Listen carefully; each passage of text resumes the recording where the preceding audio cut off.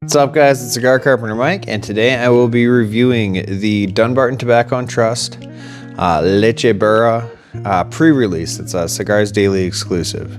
YouTube's been a little bit more restrictive on my channel as of late, so I'm not going to be really doing crazy close-ups or anything. You can find images of it online. So, like I said, it's made by Dunbarton Tobacco and Trust. It's a 6x52 semi-prensado, and it's got one of these cute little pigtail caps on it that they fall off pretty easily. The wrapper is a San Andreas Negro Cultivo Tonto wrapper. And then the binder is a Brazilian Mata Fina, and the fillers are a 4-leaf Nicaraguan blend. It's supposed to be like milder and creamier than a lot of Dunbarton stuff. And they're going to do like a full release in 2026. So, well, it is 2026 right now. It's like January 9th. Anyway, later this year. So I'll get this thing lit up and I'll come back with some initial tasting notes. All right, on the initial puffs of this thing at light up, there's like a earthy, mild cedar and a little bit of a vegetal tone on the draw. On the retro, there's like a somewhat gritty, like kind of earthy black pepper spice with some dry cedar. So the draw on the retro are nothing special, but then on the finish, it's got peanuts and there's like a lightly sweet kind of creamy thing going on. It's almost kind of reminding me of like a custard in the consistency and the flavor. The finish is pretty good on it so far. So I will burn through the first third and check back in with an update. All right, I'm getting to the end of the first third of this Dunbarton Tobacco and Trust Lecheburra. On the draw, there's like a slightly musty, like toasted cedar with just like a touch of a floral note. On the retro, if you blow the whole draw to your nose, it's almost chalky, and it's like a lightly floral cedar. But then left lingering on the palate after the retro, like right now, because I just retroed, there's like a hollow peanutty note. It's like the flavor of a peanut, but not the density and the fattiness. But then that's followed up by a little bit of coffee, and like caramel eventually swoops in. Like I've got caramel on my palate right now, and that's very nice. And then on the finish, if you blow the whole jar out of your mouth, it starts out with like earthy espresso, but it's not super bold. And on the long finish, like there's peanut, and then it rolls into like this caramel custard like long finish with a touch of saltiness. It's like parts of this are kind of boring, but then the notes that linger on the palate both after the retro and the finish are very nice. So I'm digging it so far. I will burn through the second third and check back in with an update. All right, I'm getting to the end of the second third of this pre-release Lecheburra. On the draw, there's more like aged floral cedar with a little bit of cedar spice. The retro, there's more of kind of like a dry, lightly floral cedar.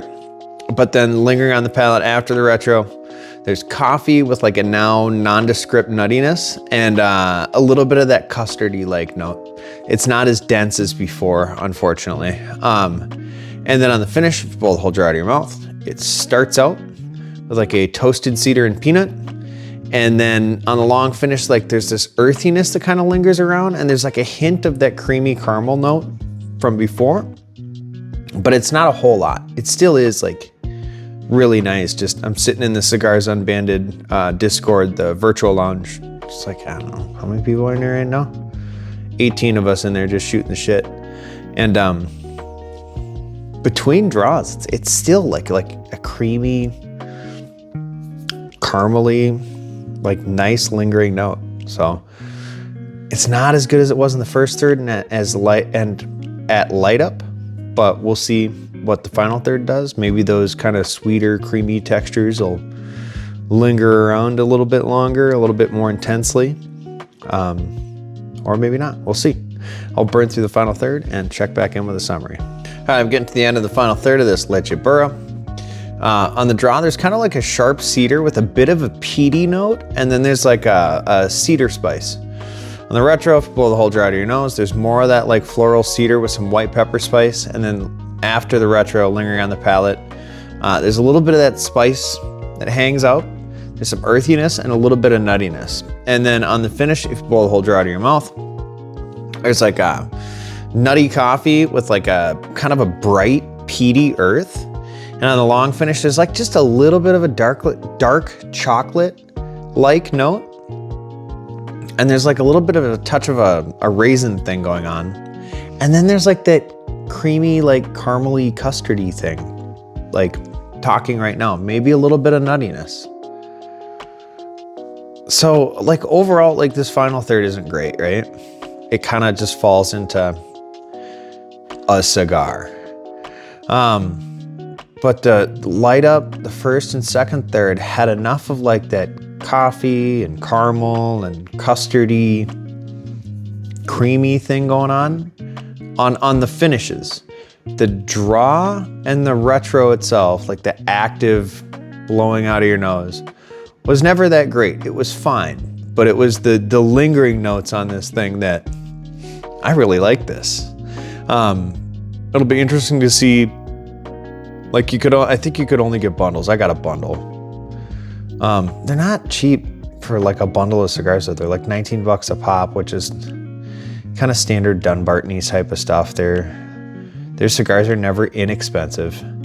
Not that that's horrific, but that's not the average price of a bundle cigar, right?